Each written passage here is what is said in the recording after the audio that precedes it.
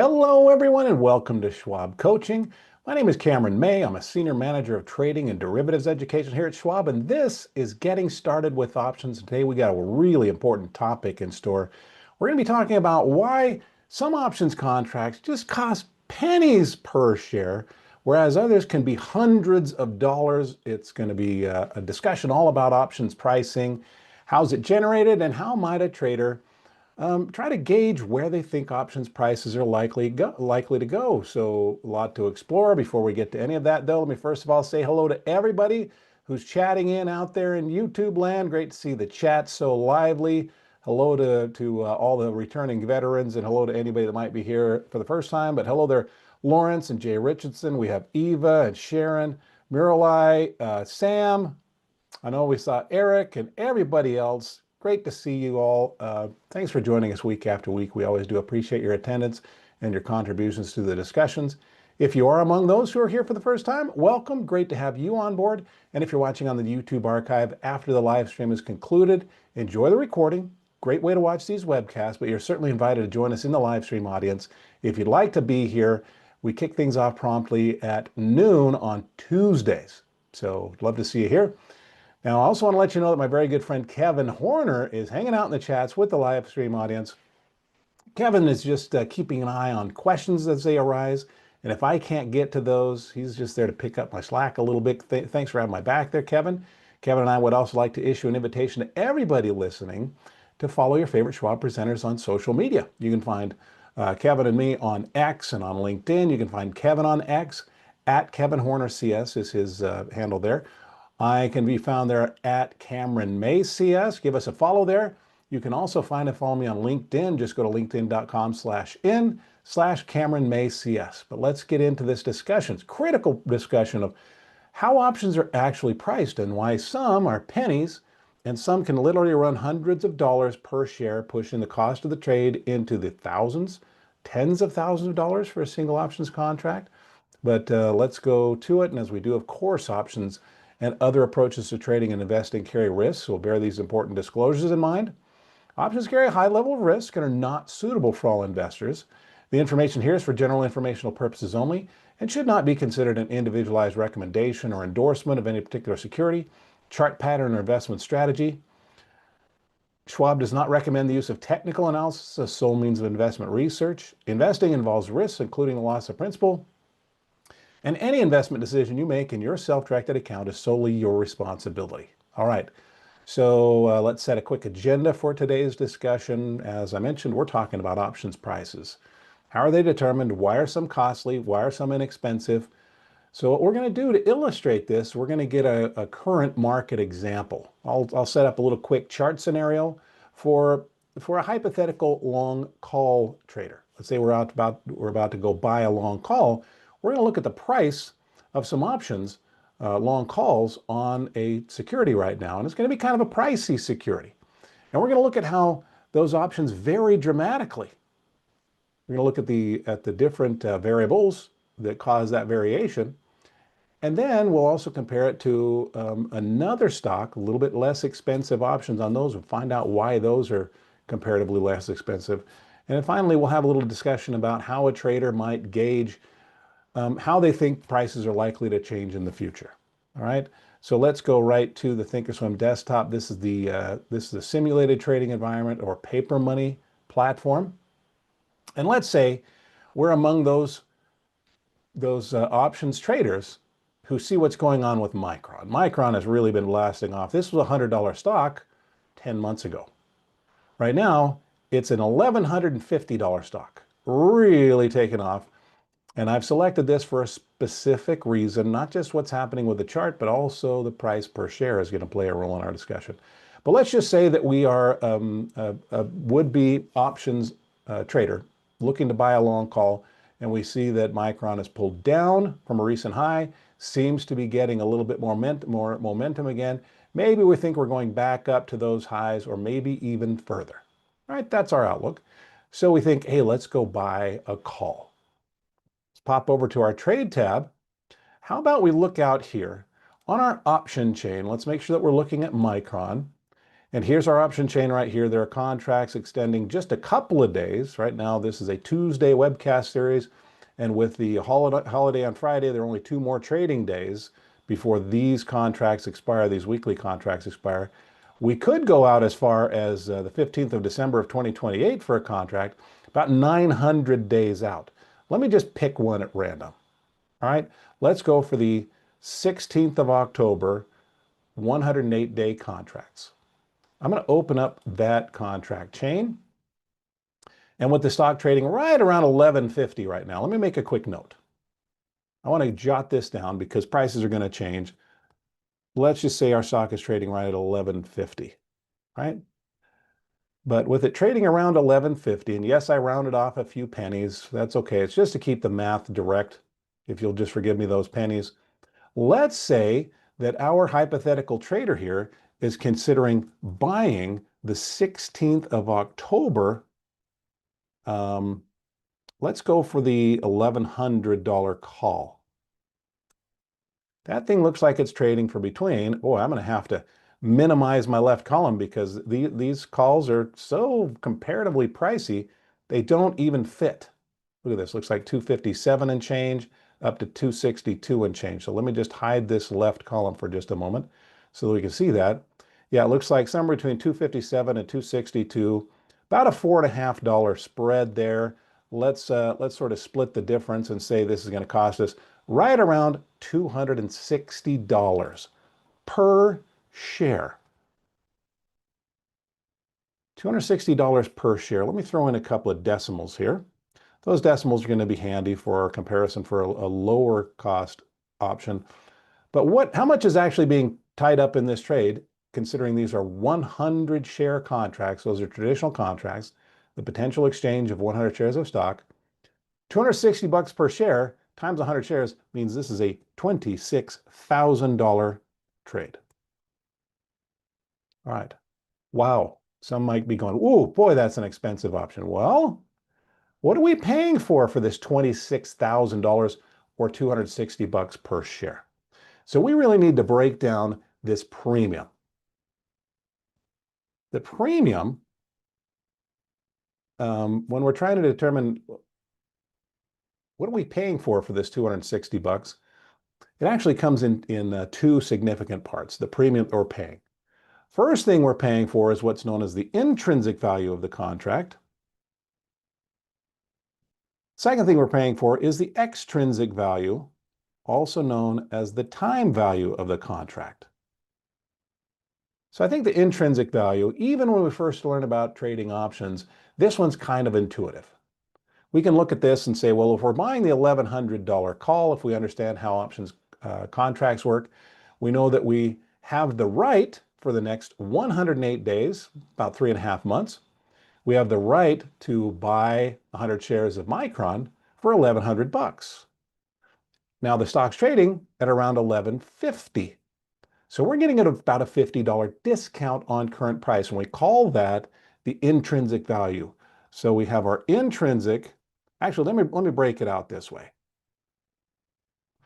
The premium works out to be the intrinsic plus the extrinsic, and the intrinsic, with our little bit of rounding exercise here, this $1,100 call gives us the right to buy the shares for $50 less than they are worth. In other words, we have about $50 of intrinsic value.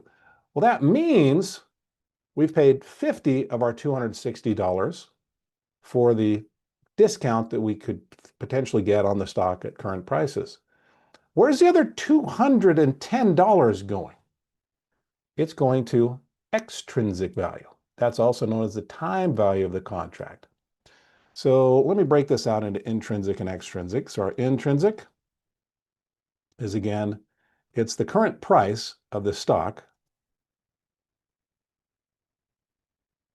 And this is specifically for calls, minus the strike price of the option. So that gives us our $50. Or if we state this a different way, the intrinsic value is really driven by where the price of the stock is, right? That one I think is fairly straightforward, but I think it's natural even for a beginning options trader, once they learn how this works, to ask themselves the question, well, Why in the world am I being charged $260 for a $50 discount on a stock? That doesn't seem like a fair deal. Well, did you see what Micron has been doing this year? We're getting a $50 discount right now, but how much might that discount grow if Micron continues to climb so rapidly over the next 3.5 months like it has so dramatically over the last 10 months? A lot of potential there. So that is known as the extrinsic value of the contract. And it's actually influenced by a few things. So the extrinsic value that we're paying here is $210, and it's influenced by a number of things. It's influenced by the time on the contract, the volatility of the stock, and it's actually influenced to a much lesser extent than those first two variables by interest rates. Yep, that actually is a variable. But let's talk about this.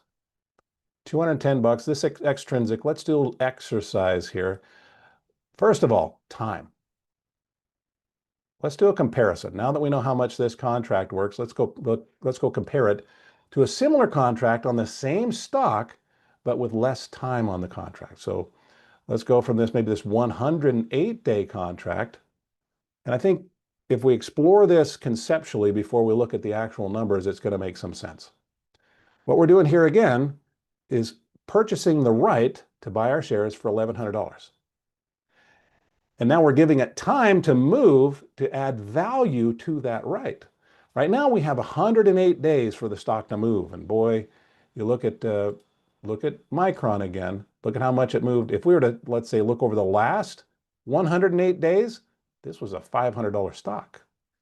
Now it's been up as high as, how high did we get? $1,255 on the nose is how high we got. That is basically a 150% increase within the time constraints of this contract. The last 108 days saw a 150% increase in the value. If, this is a huge if Micron were to do that again, we'd be talking about like a $2,500, $2,800 stock. And we have the right to buy it for $1,100. So therein lies the potential value here. Now, if we give it less time, the contract is going to cost less because it carries less potential for movement. I think that just makes sense. So let's compare our $108 contract, which we know is $260, or not our $108, our 108-day contract. It's costing us $260. What if we only gave it a few days to move?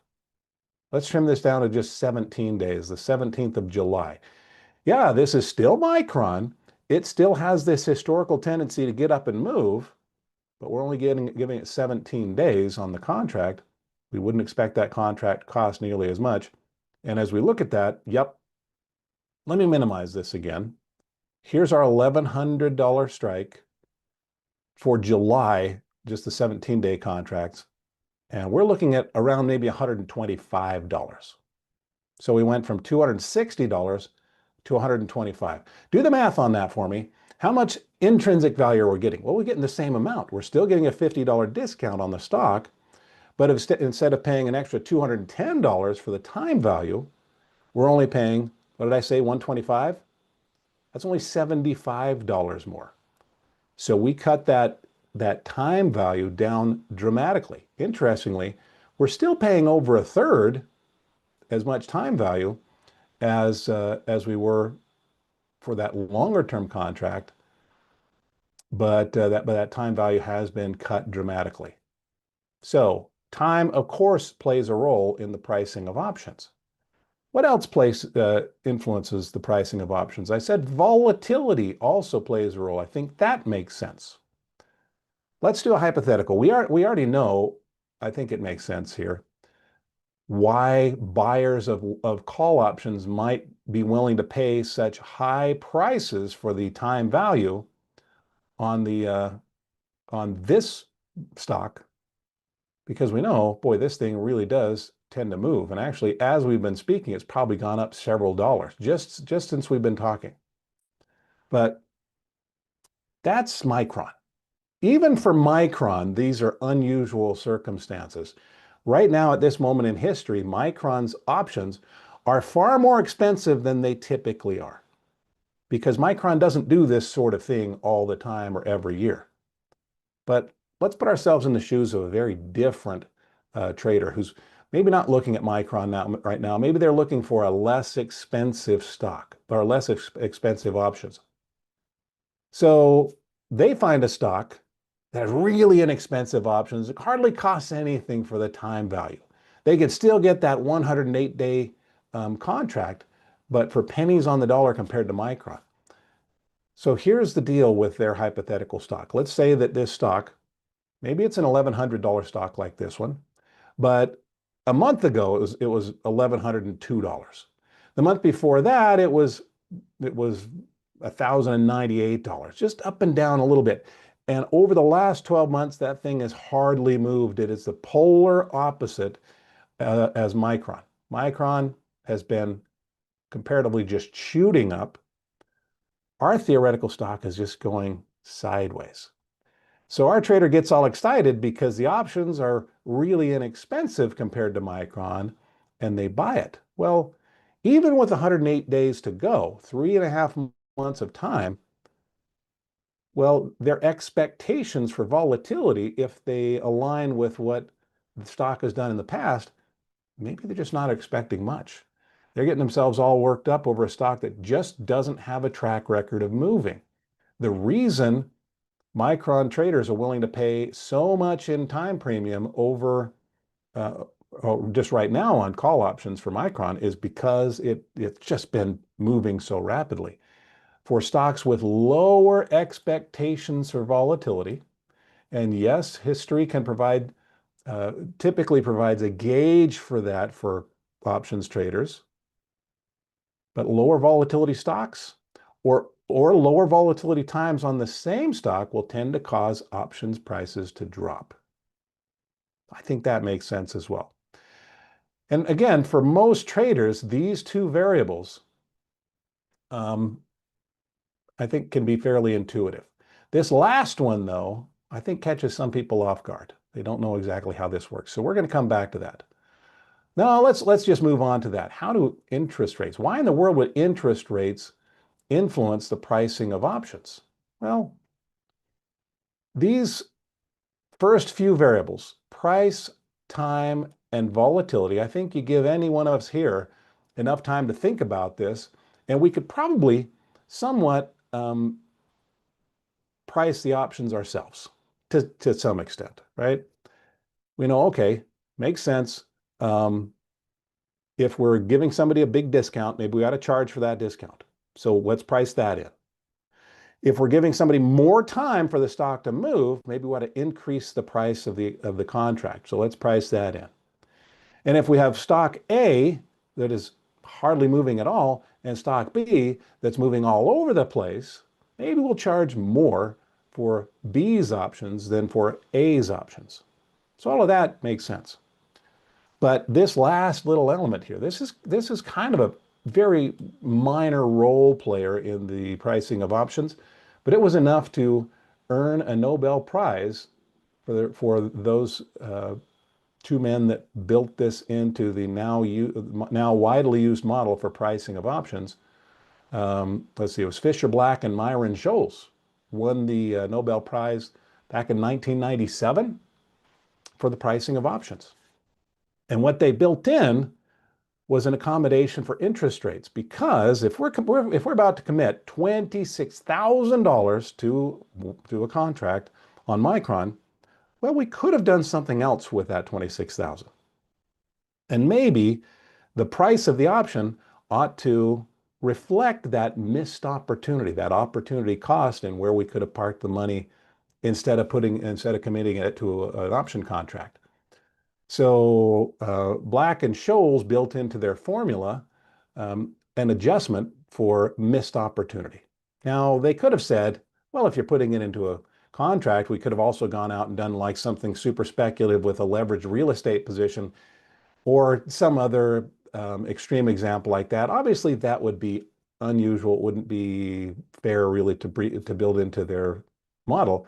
Instead, what they did is they might have said, well, Cameron's putting 26,000 into an option contract. What he might have done instead, with very low risk, is put that $26,000 into like a long-term government security.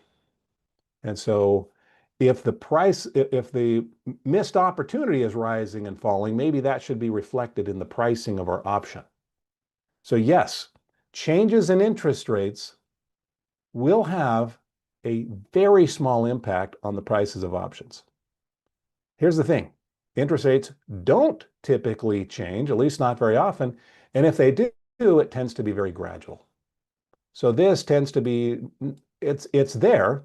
It was among the things that permitted these gentlemen, actually only one of them, I think it was Scholes, survived to collect the Nobel Prize. Unfortunately, I think that Fisher Black didn't survive long enough to get that Nobel Prize.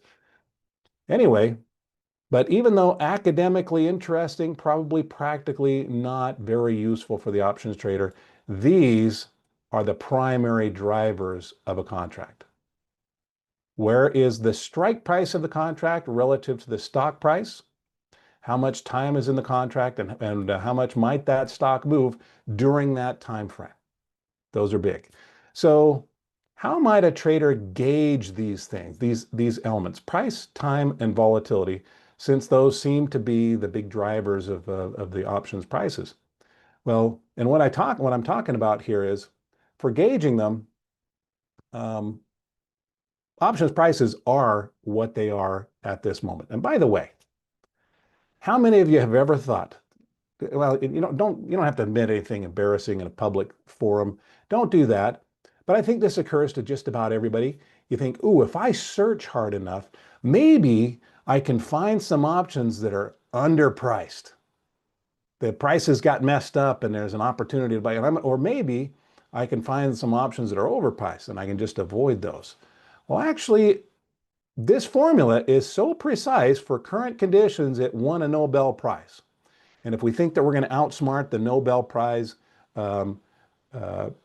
awardees or the Nobel Prize committee, I guess, that's a tough task. Options prices are correctly priced for how much intrinsic value they have, for how much time they have on the contract, and for the current expectations for volatility. Now, that doesn't mean that the trader can't have their own expectations for future changes in price.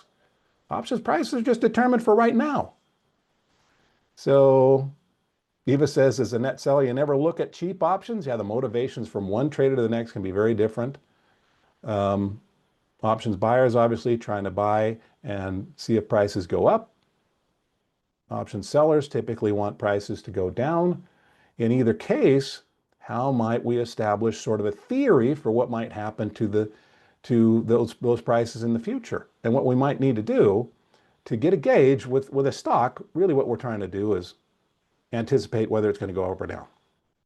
With an options price, we have three variables to plan for.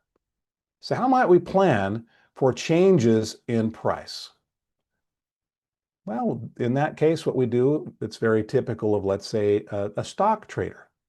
They might look at the fundamentals of the company, they might look at the news, or they might look at the chart of the stock. So for example, maybe our trader here has noticed that price has been rising and falling and rising and falling and doing those things rapidly. Recently, it has fallen, and maybe their expectation is for prices to continue to rise.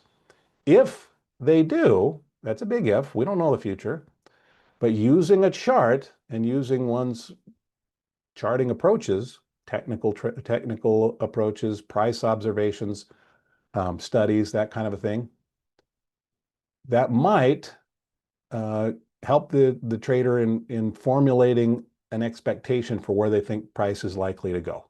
Because if price goes up, what happens to this intrinsic value?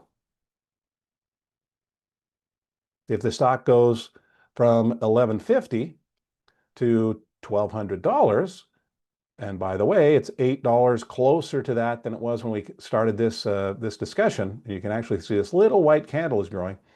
If it goes up, that increases that intrinsic value, that's a positive impact to the pricing of this call if we own it. Now that's one thing that I think that a lot of traders spend a good amount of time on, and they understand charting, or maybe they're brushing up on their skills for charting. What about time? Time is an element we are not in control of, other than the time that we select on the option at the time at the moment we buy it. All right. So, but using charts again might at least help a trader gauge how much time they think they need. So, for example, Micron seems to be moving in pretty swift upward moves, extending for maybe 2 or 3 weeks at a time, and then pretty quick pullbacks of about a week.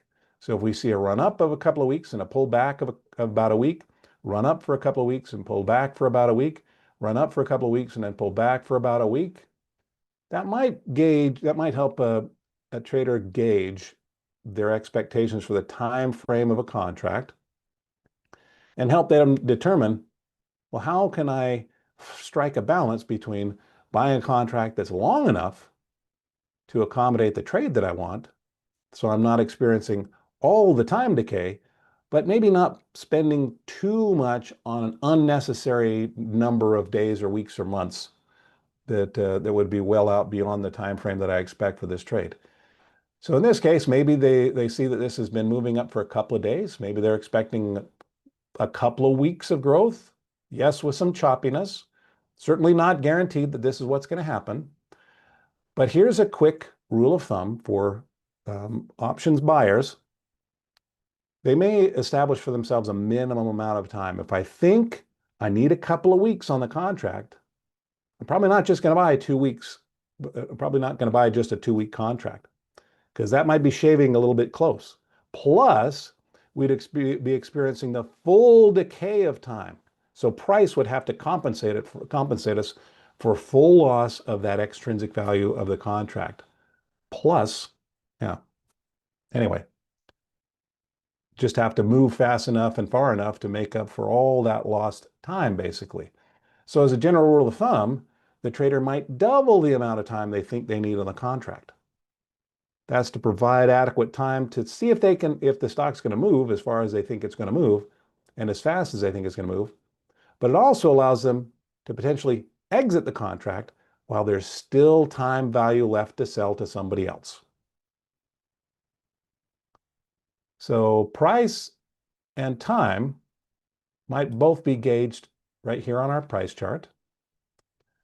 Next up is volatility. Volatility is sometimes gauged by using a technical indicator that's available right here on thinkorswim charts that's known as implied volatility. How many of you are familiar with that? I think a lot of you are. I got 169 people watching. Let me open up the little flask icon, and I'm going to add an indicator known as implied volatility. Just type in IMP for implied. There it is, IMP volatility. Let's add that to our chart and click apply and click OK. And what I'm left with down here is this green oscillating line. And those that are a little bit more experienced with trading options already know the implications of what this line is telling us. Seeing more chat. Okay. Sam saying, hey, why don't we throw on a market forecast study? Yeah, there are lots of ways that we might have used charts to try to gauge where we think price is going to go. I don't want to go too far into the weeds on a specific like price indicator. There are so many out there. If you want to learn more about charting, maybe check out my webcast series on Fridays. It's called Advanced Charting Techniques, where we go through a number of different technical tools and explore how they're built, how they might be used for planning trades of all straps. Could be stock, could be option. Anyway, I typically stay with stocks there, but the concepts can be applied to options trading as well. Anyway, but what is this implied volatility? Well, specifically, it's a gauge of how much volatility traders are expecting from Micron in the future. So sometimes traders are expecting less volatility. At other times, traders are expecting more volatility. I think it makes sense. Notice where we are right now compared to where we were a year ago. A year ago, Micron just wasn't moving much. And so traders weren't expecting much. They didn't know, they didn't have a perfect view of the future. However, as the stock really started to pick up speed, you see those candles getting bigger and bigger. The percentage moves, the dollar moves are getting larger and larger. That has become sort of a norm for current expectations for volatility. I don't think a lot of traders are looking at Micron and thinking over the next 108 days, maybe it'll move a buck or two or three. No, just going from where it is right now up to those previous highs, it's at 11.55 right now, to get back up to this high would be 12.55. That's a $100 move. And so expectations for volatility on Micron, pretty high right now. And when volatility expectations are high, options prices are high. Now, if Micron starts to settle down, and if options traders start to have lower expectations of volatility, we'll see this chart drop. And that can cause the value of options in the future to come down, which is not necessarily helpful to somebody that paid literally a premium when volatility was really in higher gear. So this little chart here can give us a gauge of when expectations of volatility are high. If expectations are high, that pumps up the extrinsic value of the option. It means if we're buying right now, we're paying higher prices than we would have been paying for, let's say, a 108-day contract 12 months ago. So this, to some, is just a general gauge of options prices. They'll just look at this and say, oh, it looks like options prices on Micron are pretty high. So now it doesn't mean they can't go higher, by the way, but if the expectation is for volatility to come down, that's going to put a drag on the performance of the contract if that's what plays out. So let's say if we can take all of this new knowledge, I want to get some repetition with this.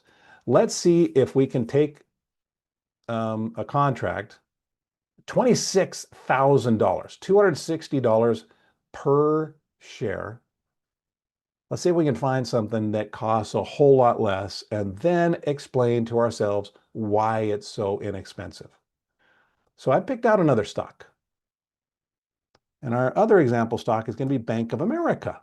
Okay, Micron is a company we've all heard of. Bank of America is a company that we've all heard of.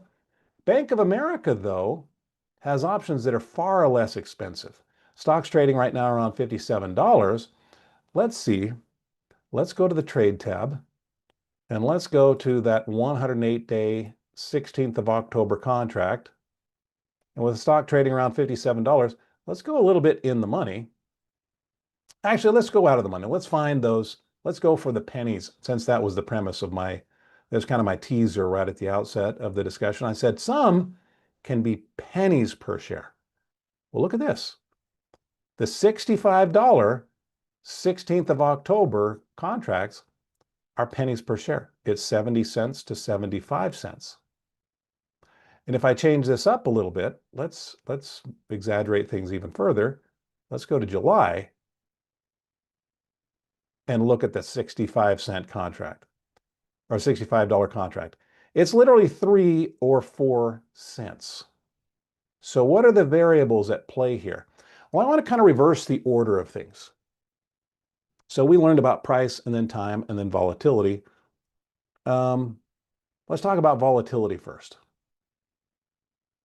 How much does Bank of America move? Let's say that our trader is looking at Bank of America and we're looking at where it is right now and we think, oh, look at this. It might be bouncing off a price floor. As a matter of fact, there's a little red candle. It was a bigger red candle when I made my drawing first. So the price has been going up a little bit. Let's say that our trader thinks this might go up, just like they thought Micron might go up, back up to those highs. Well, if it goes from where it is right now, about $57, obviously a little bit of rounding, this high was only about $59. So going from here up to there, it's not a $100 move. It's a $2 move. What's that related to? You might be saying, well, Cameron, yeah, of course, because Bank of America is a $57 stock and Micron was $1,150 stock. Yep. So the price on the stock has an impact on the options pricing. Just because, that's not because there's, not necessarily just because of the higher price on the stock. It's how much a higher price stock can move. In other words, higher price stocks typically have greater day-to-day volatility as measured by price. Even Micron, if it were to slow down, if it were to get a 1% move on its price, that's an $11 move. A 1% move on Bank of America right now would be a 57-cent move. So higher price stocks, because of their inherently greater volatility as measured by, dollar for dollar, they'll tend to have higher priced options. Now, at the same time, on that same volatility front, look at our volatility chart. Where's implied volatility? What is the expectation for volatility on Bank of America? It's kind of settled down. It's at the low end of its 12-month range. So a trader here might be expecting options prices on Bank of America to be kind of less expensive. Traders are not really expecting a great amount of volatility. Now, they might be wrong, and these lower prices on Bank of America may allow for a window of opportunity if that volatility picks up more than expected. But so there's volatility. We can gauge that starting with just the price of the stock. That's why I went from the $1,150 stock to a $57 stock to illustrate that concept. Then we can look at the expectations for volatility from traders. And again, this is not just based on price of the stock, it's how much are they actually expecting the stock to move on a percentage basis in the future. Well, what about time? So we've done volatility. Let's do time, and then we'll work our way finally back to the option price, or the price that the option is in the money. Anyway, how much time on this contract? Well, we went from 108 days in the example with Micron to just 17 days. This contract on this low price stock with lower volatility only has 17 days to move. Not much chance for that to change dramatically. Now, the final variable here, obviously I'm setting rates aside. Interestingly, rates on a proportional basis, about the same from one contract to the next. And it is nominal, even in some of the most extreme changing interest rate environments. Finally, what's going on with price? Hey, well, this contract wasn't $50 in the money like our Micron contract. As a matter of fact, it is about $8 out of the money. We're requiring that somebody pay $65 per share on a stock that's only 57 bucks per share. The further we go out of the money, the less expensive the contracts are. The deeper we go in the money, the more expensive the contracts are. So we've kind of reverse engineered why these contracts are so inexpensive. So that can really help inform the trader who's making the decision. Hey, am I going to go spend $26,000 on a Micron contract, or am I going to spend $4 on this Bank of America contract? Oh, $4 sounds a whole lot better than 26,000, but there are real reasons. What's very likely to happen with that $4? Probably going to expire worthless in the next 17 days. It could, Bank of America could start to defy how it's behaved over the last year and start to move really rapidly in the next 17 days, and maybe there's some money to be made in this trade. It's just a lower probability scenario. On the flip side of that equation, $26,000 invested in a long call on Micron could make a ton of money, but there's also a lot more to be lost.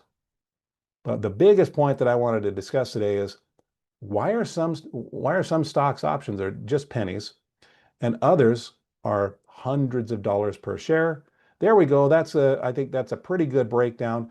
Now notice what I did not do today. I didn't get into the Greeks. I didn't get into, like, let's say, the theoretical pricing calculator that might help us to anticipate specifically how much an option price might move in the future. So I'm going to make a suggestion for you. If you'd like to see, if you're a numbers person and you like to see, well, if the stock goes up $1 in price, or let's say it goes up $1 in price over the next few days, and volatility levels change, how can I more precisely anticipate that change? Not just get a general gauge, but are there ways to anticipate that? And yes, there are. Here's a quick suggestion that I have for you. I actually put together a webcast, and it's a part of an ongoing series of discussions for those that are brand new to options trading. So first thing that I would suggest you do to find this webcast is to pop down and subscribe to the Trader Talks channel on YouTube. So this is our YouTube channel, Trader Talks Schwab Coaching Webcasts. And if you subscribe to the channel, it doesn't cost anything to do that. It only takes a moment. But this is where you can join our live streams, but you can also find previous webcasts organized in our playlist right here. So I'm going to scroll down, and there's one that says, start here to learn about trading options. And if I click on view full playlist, you'll see this series of lessons. And I go through what I call building blocks for learning how to trade options. But it's lesson 5, the vital role of options pricing, which we've discussed, but also something known as the Greeks, which can really provide numerical insight into how options prices change. So today I kind of just talked about it conceptually. This explores the actual math in detail of how changes in price and time and volatility can influence future prices of options. So make sure you check that out. For those that are, as a matter of fact, how about I'm going to post a link to that. Let me pop that in the chat window.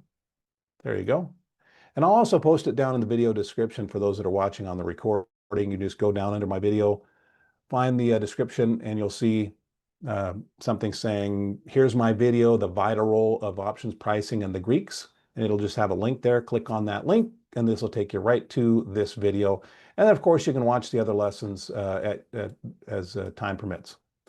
But everybody, thanks for giving me your time today. I'm going to let you go enjoy the rest of our webcast for the rest of the day.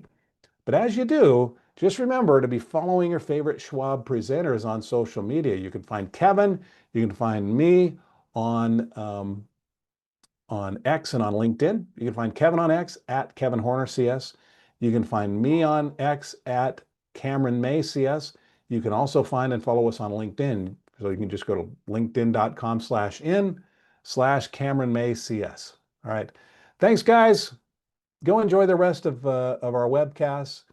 I can see 153 people watching right now. Looks like 48 of you have already given a thumbs up to this discussion. Thanks for doing that. I really appreciate that. That's like a pat on the back for a job well done, but it also gives my video a nice boost in the YouTube algorithm. So if you enjoy one of our webcasts, make sure you're clicking that thumbs up every time. All right. And do that whether you're watching live or you're watching on the archive. They're both equally beneficial in that YouTube algorithm. Thanks, Richard, Lawrence, Jim, Eric, everybody else. Have a great day. I will see you in a future webcast. I'll also look for you on X. I'll look for you on LinkedIn. But whenever I see you again, until that moment arrives, I want to wish the very best of luck.